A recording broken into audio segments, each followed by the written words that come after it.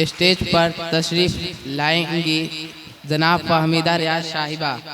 आपने अपनी शायरी में हमेशा वक्त को, ताकत को और सितम के खिलाफ आवाज़ उठाई है। मैं बहुत शुक्रगुजार हूँ कि वह आज तशरीफ लाएंगी और आपके सामने पेश करेंगी जनाब फहमीदा रियाज साहिबा। आप सभी को मेरा आदाब। मैं गजल के चंद अशार पेश करने जा रही हूँ, मुलाहिजा फरमाए। कुछ लोग तुम्हें समझाएंगे, कुछ लोग तुम्हें समझाएंगे, वो तुमको खौफ दिलाएंगे।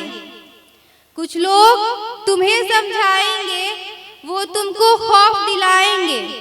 जो है वो भी खो सकता है, इस राह में रहजन है इतने, इस राह में रहजन है इतने। कुछ लोग तुम्हें समझाएंगे, वो तुमको खौफ दिलाएंगे। जो है वो भी खो सकता है, इस राह में रहजन है इतने। कुछ और यहाँ हो सकता है, अरे कुछ और तो अक्सर होता है, अरे कुछ और तो अक्सर होता है।